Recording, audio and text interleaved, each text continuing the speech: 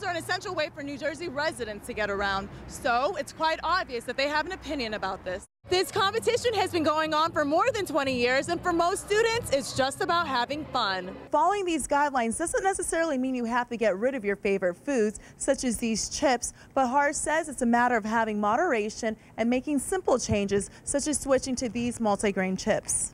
Mrs. Jaeger says students will get to keep the tank in the classroom until next month, and then they'll go on a field trip to Shinnecock Bay and release everything inside this tank back into the water. In Riverhead, Xaviera Tytler, TV 10 and 55 News. New Jersey officials say they're considering using private vendors to maintain sections of New Jersey highways to save taxpayers some money. Following the recommendation of the Christie administration, the State Department of Transportation will take bids from private companies to see how much they'll charge for services like filling potholes, mowing medians, and plowing snow. At this time, the DOT says it doesn't have plans to lay off state workers, but employees from the union are outraged. Local 195 issued a statement to the News at 11, which reads in part, Local 195 is deeply opposed to contracting out these duties of DOT to a private firm, regardless of the fact that supposedly none of our members would be laid off. One question I have for the commissioner is why? Where would the savings come from? And has the state of New Jersey done a cost analysis?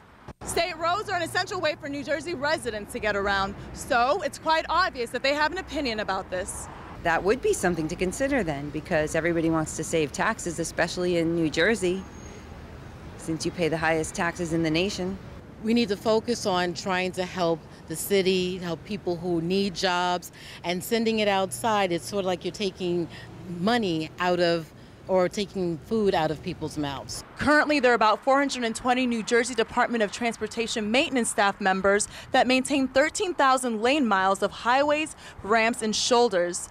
And according to Joseph Diaz, spokesman of the Department of Transportation, if bids come back higher than the cost of the DOT workers, it will be unlikely that they will award a contract. In Englewood, New Jersey, Xaviera Tytler, TV 10 and 55 News. Thousands of students gathered around the Roth Pond at Stony Brook University today to watch their peers sail through the finish line. Or at least try. It's the last weekend before finals, so students are celebrating by participating in a competition called the Roth Pond Regatta to get their minds off of the obvious. Oh yeah, school. The reason why it looks like competitors are having a hard time getting through the finish line is because they can only use two things to make their boats. Cardboard and duct tape. Those are the only things they're allowed to use, and they have to race them across the pond. Then they get voted on yacht class, which is 4 people, speedster class for 2 people competing, and showcase for the best looking boat. Doesn't look so easy now, but these students are confident about their plan to win, and they have every reason to be. Since we won last year, we're keeping the same boat. The structure is pretty similar. We changed a little bit of things. We kind of just perfected a little, we tweaked it a little bit to see what we could do with how the thing handled, how heavy it was, things like that. This competition has been going on for more than 20 years, and for most students, it's just about having fun. It's just a complete relaxation week. I hate to say it, but not many of us go to class because, we're busy working till, the hours in the morning, and it's just really a nice way to end the semester. First place winners will get a trophy, and for those who didn't win, it's an experience they'll never forget.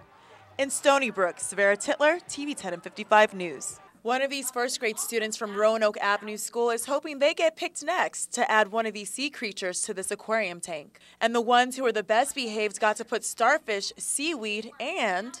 I want to be strong like a big girl and to have muscles. Of course, she's talking about these mussels from the ocean. And they got to talk about all these sea creatures as part of a lesson about sea life. Over the summer when they go to the beaches, they'll be able to see some of these things and be able to think about, oh, I saw those in my classroom and now I can see them in the real world and I can teach other kids about them as well. I learned that the mussels cling together. The kids also learned that some of the sea life can be found right in your backyard if your home is close to the water. And of course, parents should know that kids are going to want to try this at home. The sea creatures are so cool that all the sea creatures in the world except sharks I don't like. And Mrs. Jaeger says students will get to keep the tank in the classroom until next month, and then they'll go on a field trip to Shinnecock Bay and release everything inside this tank back into the water. In Riverhead, Xaviera Tytler, TV 10 and 55 News.